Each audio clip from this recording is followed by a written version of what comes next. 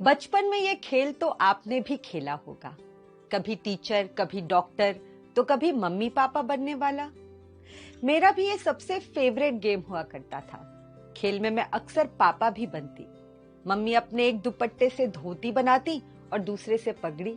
Sketch pen से दाढ़ी मूछ बनाई जाती और लो, मैं बन गई पापा। पापा बनने के बाद मेरा दूसरा सबसे फेवरेट काम था घर में घूम घूम कर सबको डांटना, सबके काम चेक करना और सब पर रौब जमाना। मुझे याद नहीं कि मेरे इस तरह पापा बनने के लिए कभी मुझे डांट पड़ी हो। मेरे और दो कजिन भाई भी थे जो अक्सर गर्मियों की छुट्टियों में हमारे घर आते। एक मुझसे उम्र में 1 साल छोटा था और एक साल बड़ा। एक दोपहर जब हम तीनों ऐसे ही खेल रहे थे तो ये तय हुआ कि आज इस गेम में छोटा भाई मम्मी बनेगा। हमने उसे मेरे नीले रंग की फ्रॉक पहनाई, गुलाबी रंग का हेयर बैंड लगाया, गले में मोती की माला, माथे पे बिंदी, चेहरे पे ढेर सारा पाउडर। माँ के पर्स से लिपस्टिक चुरा के उसके होंठ भी लाल रंग दिए।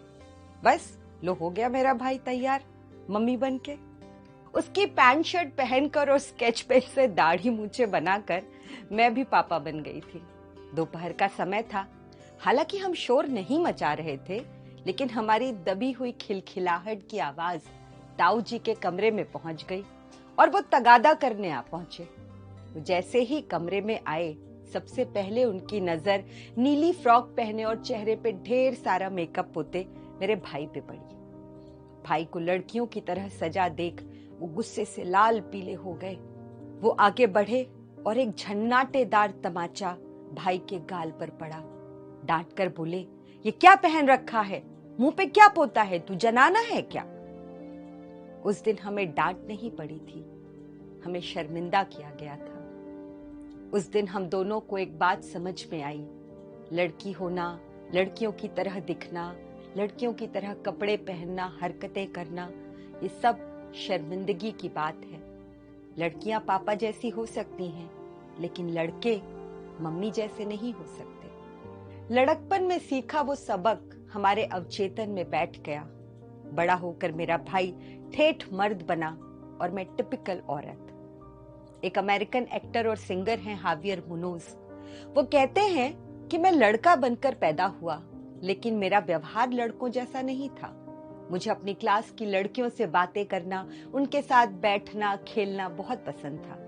बहुत कम उम्र में मेरे टीचर्स और पेरेंट्स ने ये बात नोटिस कर ली और मेरी लड़कियों से बात करने पर बैन लग गया।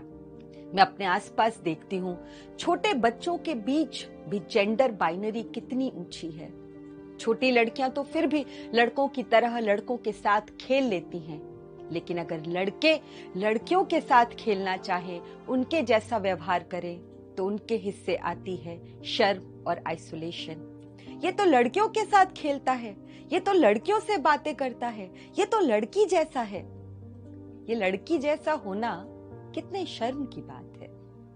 एक इंटरव्यू में अभिनेता नसीरुद्दीन शाह कहते हैं, मर्द होने की परिभाषा क्या है? हमेशा चिढ़े रहना, सबको डरा कर रखना, न मुस्कुराना, न गले लगाना, ये सब है मर्दानगी के लक्षण। और लड़कों से उम्मीद की जाती है कि वो मर्दानगी के ये सारे सबक अपने पिता से सीखेंगे। क्यों भला? नसीर पूछते हैं, मैं अपनी माँ की तरह क्यों नहीं हो सकता? मैं अपनी माँ से क्यों नहीं सीख सकता सबका ख्याल रखना, सबके बारे में सोचना? लड़कों को बचपन से लड़का होने की जो डेफिनेशन सिखाई गई, वो इतनी संकीर्ण और कठोर है कि बहुत सारे लड़के भी इस परिभाषा में फिट नहीं हो पाते। वो मर्दों की दुनिया में पर्याप्त मर्द नहीं होते। जो फिट हैं, मर्दानगी की अर्हताओं को पूरा करते हैं, उन्हें तो सम्मानजनक ओहदा मिल जाता है। लेकिन जो लड़के इसे पूरा नहीं कर पाए, जो थोड़ा भी कम मर्द हुए, जो माँ के करीब रहे, जिनमें पिता से ज्यादा माँ के गुण आए, उन्हें दुनिया नामर्द के तमगे से नवाजती है, उनकी मर्दानगी को शक की निगाह से देखती है। जैसे एक बाग में सैकड़ों फूल हैं और हर फूल की अपनी अनूठी सुंदरता, ठीक वैसे ही ये स्त्री और पुरुष होना भी है। कोई तय परिभाषा नहीं है, कोई कम या ज्यादा नहीं है। पुरुषत्व का हर वो रूप जिसमें प्यार है, करुणा है, जुड़ाव है, मदद है, भलाई है, वो सब सुंदर है। आप सुंदर हैं।